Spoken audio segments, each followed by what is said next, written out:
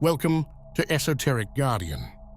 Today, we delve into the dark and enigmatic symbolism of Alice in Wonderland, a work that, far from being a mere children's tale, is imbued with hidden messages, esoteric references, and allegories that have fascinated and unsettled generations. Published in 1865 and written by Charles Lutwidge Dodgson, better known by his pen name Lewis Carroll, this story has been interpreted in multiple ways over time. Behind the apparent innocence of its pages, we find traces of secret societies, initiation rituals, references to altered states of consciousness, and deep, unsettling philosophical and occult concepts. Could it be that Lewis Carroll encoded messages that only a select few can decipher? Is this merely a fantasy? Or are we looking at a work filled with esoteric symbolism, even used in processes of mind control and psychological manipulation? Alice Pleasance Little is not just a fictional character.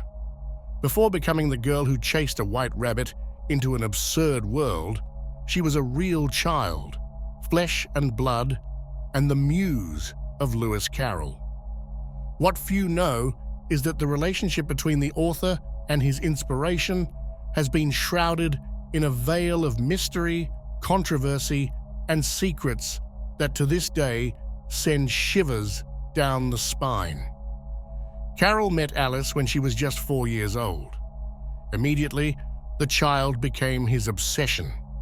For years, he spent countless hours with her and her sisters, inventing stories and games that would later give birth of Alice in Wonderland. But behind the apparent innocence, there are unsettling details that have led many to question the true nature of their relationship. The writer had a peculiar passion: photography. In the Victorian era, photography was a relatively new art, and Carroll explored it fervently, but with a recurring and disturbing theme. Young girls in poses that, seen through today's eyes, are deeply unsettling. It is known that he took multiple portraits of girls in settings that we could call suggestive, which I cannot explicitly name because YouTube would demonetize the video, all under the pretext of capturing the purity of childhood. Even in his time, these images caused discomfort. Many were deliberately destroyed, and others disappeared without a trace. What remains is enough for some historians and critics to suspect that Carroll crossed lines that were only beginning to be questioned in his era. But the most disturbing part is what we will never know. In 1863, suddenly and without explanation, the Liddell family cut all ties with Carroll. From one day to the next, his presence in Alice's life ended completely. What happened? No one knows for sure. Crucial pages of his diary were torn out and never recovered. Theories about this abrupt break vary, but they all point to a sinister possibility. Some believe that Carroll may have asked for Alice's hand in marriage when she was only 11 years old, something that, while strange, was not entirely unthinkable in the Victorian era. Others suggest that the Liddell family discovered something far more disturbing, something so dark that they decided to erase the evidence and banish his memory. What remains is an unsettling void, an absence of answers that only fuels the worst suspicions. Was Lewis Carroll simply an innocent man with an unusual fixation on childhood? Or was it something far more sinister, hidden beneath the disguise of a fairy tale? The story begins with Alice, a girl trapped in the monotony of her world. While her sister reads a book without illustrations, she feels restless, as if her mind is destined for something greater. Her dissatisfaction is the first indication that she is awakening from the dream of common reality. It is no coincidence that she is a child, for in esoteric tradition, the child represents the initiate, one who has not yet been fully conditioned by the structures of society. Then, the white rabbit appears. Dressed in a vest and holding a pocket watch, He mutters, "Oh dear, I shall be late." Without hesitation, Alice follows him. This is the breaking point from the ordinary world, the threshold that separates everyday reality from the realm of mystery. In esoteric terms, the White Rabbit plays the role of the psychopomp, the initiatory guide who leads the soul through spiritual transition. He is the equivalent of Hermes Trismegistus in Hermetic tradition, Virgil in Dante's Divine Comedy, or Anubis in Egyptian mythology. But the White Rabbit is also a slave to time. He is obsessed with the hour, urgency, and the fear of being late. Here, another occult concept emerges: time as a prison. In alchemy and Hermeticism, linear time is considered an illusion imposed upon human consciousness. Following the White Rabbit is akin to entering this cycle of worry, clocks, and anxiety, an endless chase where time rules over existence. Alice falls down the rabbit hole, but her fall is not merely physical, it is symbolic. In all esoteric traditions, the initiate must descend into the underworld before they can be reborn. In the mysteries of Eleusis, neophytes spent days in complete darkness before receiving revelation. In alchemy, Nigredo is the stage of the decomposition of matter before its transmutation into gold. Alice undergoes the same process. She falls, floating past disordered objects as her perception of reality fractures. When she lands, she finds herself in a hallway filled with locked doors. This represents the liminal state in esoteric initiation, the intermediate space where the old world no longer exists, but the new one has yet to be revealed. At the center of the room, she finds a golden key and a bottle labeled "Drink Me." Here, another alchemical symbol emerges. In ancient transformation rituals, initiates consumed substances to expand their perception. In the Eleusinian mysteries, a sacred drink was consumed. In alchemy, the elixir of immortality was sought. Alice drinks the potion, and her body begins to change size, losing control over her own form. This is the collapse of the ego. In alchemy, transformation begins with the dissolution of the previous identity. In terms of psychological manipulation, this is the moment when the victim experiences a dissociation from reality, making them more vulnerable to reprogramming. Alice passes through the door and enters Wonderland. Here, everything becomes more chaotic and symbolic. Her first significant encounter is with the blue caterpillar, who smokes his pipe and asks her the fundamental question: "Who are you?" In esoteric tradition, the master does not provide answers, but pushes the disciple to find them on their own. The caterpillar represents the initiatory teacher, similar to gurus in Hinduism or mentors in secret societies. But he is also a symbol of transformation. Soon, he will become a butterfly, just as Alice must evolve on her own spiritual journey. From this point onward, Wonderland becomes a labyrinth of trials. Each character Alice meets subjects her to mental challenges, absurd logic games, and contradictions.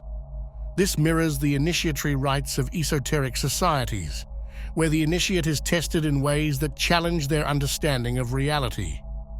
In mind, control systems, exposure to contradictory information is a technique used to fragment the psyche and make it more susceptible to suggestion.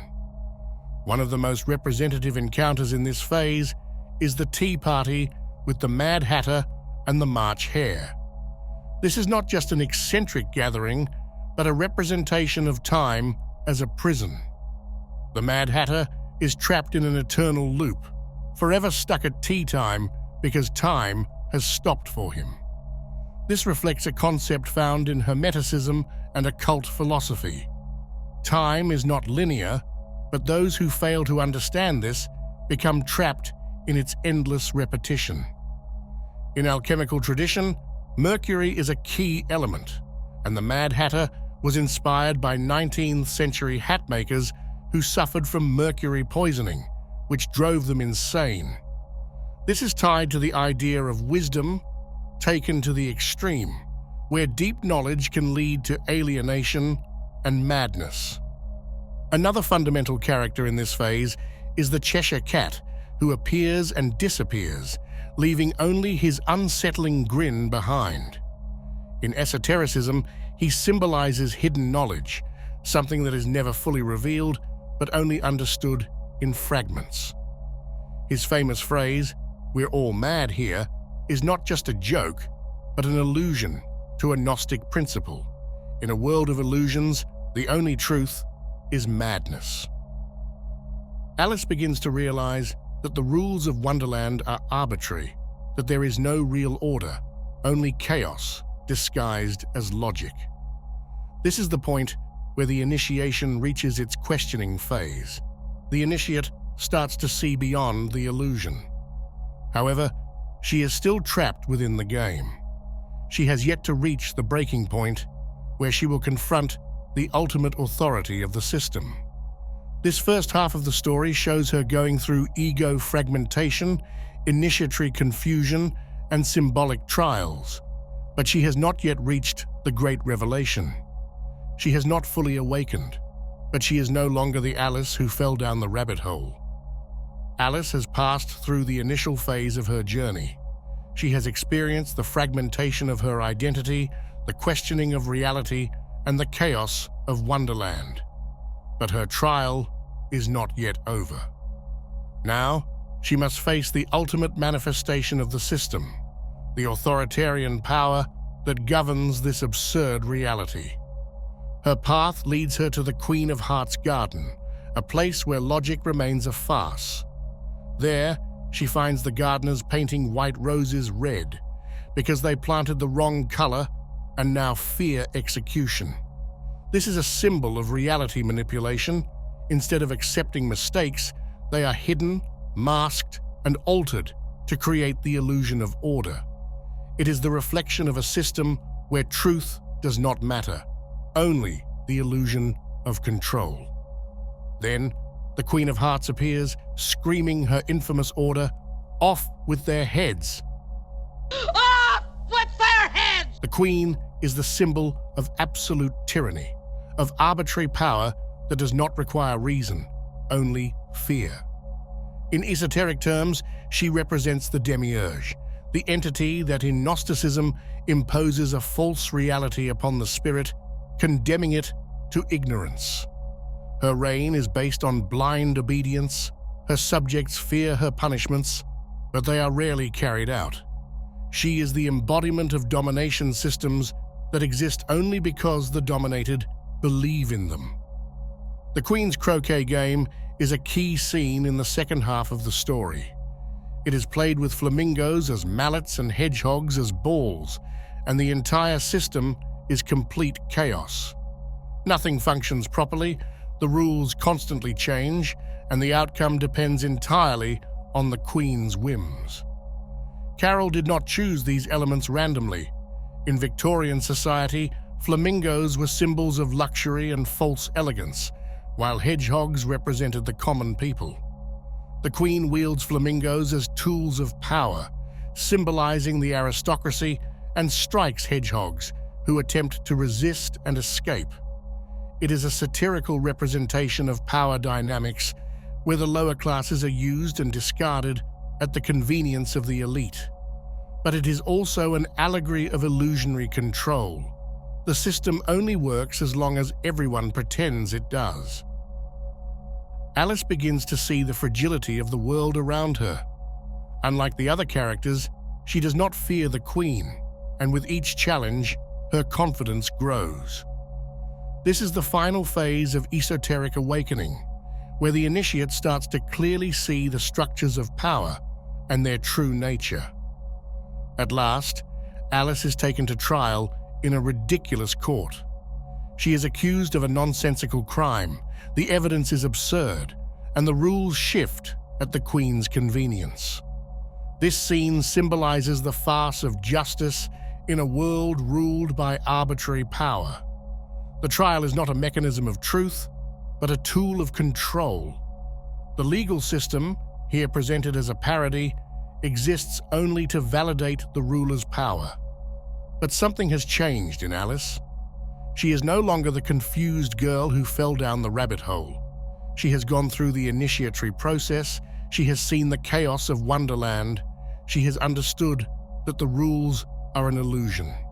And at the crucial moment, she faces the Queen and speaks the words that shatter the spell. "You're nothing but a pack of cards." And with that single phrase, Wonderland collapses. This is the moment of final revelation. In esoteric tradition, the initiate can only complete their transformation when they see beyond the illusion. Alice has realized that the world she has been trapped in is fragile, a construct based on fear and obedience. By defying it, she destroys it. It is the equivalent of Buddhist enlightenment, of Gnostic transcendence. Then, Alice wakes up. She is back in the real world, in the field where it all began. But the most unsettling question remains unanswered. Has she truly awakened? For decades, Alice in Wonderland has been the subject of multiple conspiracy theories, suggesting that Lewis Carroll's work is far more than just a children's fantasy story. Some believe it is a coded narrative about mind control and psychological manipulation, while others suggest it represents the effects of psychoactive substances or even serves as a hidden message about secret societies and their operations in the world. Its symbolism is too precise to be mere coincidence, and the connections to occult practices and mind control programs have been studied by researchers of the mysterious for years. One of the most unsettling aspects is the link between Alice in Wonderland and mind control techniques, specifically K-Ultra. This program, developed by the CIA in the 1950s and 1960s, used drugs, hypnosis, disorientation, and trauma to fragment the victim's psyche and create new controlled identities. In the story, Alice undergoes a similar transformation, falling down the rabbit hole, losing control of her size, and facing illogical and absurd situations that challenge her perception of reality. These same methods were used in MK Ultra to induce dissociative states. In programming techniques, victims were subjected to nonsensical phrases and extreme environmental changes to destabilize their identity, exactly what Alice experiences with the Mad Hatter, the March Hare, and the Queen of Hearts. The constant distortion of reality in the story has also led some to suggest that Alice in Wonderland is a disguised narrative of hallucinogenic drug experiences.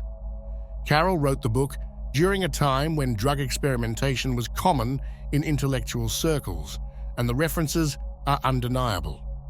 The blue caterpillar smokes a pipe, which is a clear allusion to opium, a widely used drug in Victorian England. Alice changes size after consuming liquids and mushrooms, a representation of altered perception similar to LSD and psilocybin effects. Even falling down the rabbit hole resembles a trance-like state induced by psychedelic substances. It is no coincidence that decades later, the book was embraced by the psychedelic culture of the 1960s as a symbol of the trip into other dimensions of consciousness. Another theory suggests that the story is laden with occult messages and references to secret societies. Carrol had deep knowledge of mathematics and philosophy, but was also fascinated by riddles, inverted logic, and symbols, elements fundamental to mystery schools and Freemasonry. Wonderland operates as a world governed by hidden laws, where only those who understand its logic can navigate it. Alice is an initiate, passing through trials similar to the rituals of esoteric societies, where aspirants are subjected to challenges that force them to rethink their understanding of reality. The Queen of Hearts represents the tyrannical authority of the system, an echo of the Gnostic demiurge, the entity that keeps humanity trapped in a false reality. By the end of the story, Alice realizes that the Queen's power is an illusion and defies it, a message reminiscent of occult teachings about awakening from the illusion of material existence. Even darker interpretations claim that Carrol subtly exposed the dynamics of abuse within the Victorian aristocracy. His obsession with Alice Liddell, the real girl who inspired the story, has been debated for years. In this context, Wonderland could be a metaphor for a world where children are subjected to the will of powerful and capricious adults, a reflection of abuse disguised as games and absurd logic that prevents the victim from comprehending their reality. Each of these elements suggests that Alice in Wonderland is far more than a children's story. It is a tale layered with symbolism that has sparked suspicions for over a century. Was Carrol merely a storyteller, or was he delivering a hidden message about the true workings of the world? The book remains an enigma, and its impact on popular culture suggests that its meaning runs far deeper than it appears. Just like in Wonderland, nothing is what it seems, and the real answers may be hidden behind the veil of the story. At its core, Alice in Wonderland is not just a whimsical tale, it is a roadmap for awakening, disguised as a nonsensical dream. Whether viewed through the lens of esoteric initiation, psychological fragmentation, or societal control, its message remains the same. Perception is the key to power, and the world is only as real as we believe it to be. Alice's journey mirrors the path of every individual who has ever dared to question the nature of reality. She starts as an innocent, accepting the structures around her, but the deeper she descends, the more she is forced to confront contradictions, absurdity, and illusion. Wonderland is a perfect simulation of a controlled system, a world where rules are arbitrary, logic bends to authority, and fear sustains power. But its greatest weakness is that none of it is real. This is where Alice in Wonderland becomes something more than fiction. It is a warning, a reminder that we too live within constructs, social, political, even psychological, that only exist because we accept them. The Queen's authority is meaningless the moment Alice sees through it. The court trial collapses once she refuses to participate. Her true power is not in fighting the system, but in recognizing that it has no real control over her. Yet the most unsettling question remains. Did Alice truly wake up, or did she only step into another illusion? The story doesn't tell us, because it's not just about Alice. It's about us. If you want to keep uncovering hidden knowledge and exploring the mysteries they don't want you to see, give this video a like and subscribe. The deeper we dig, the closer we get to the truth. See you in the next video, exploring the hidden mysteries that surround us. See you next time.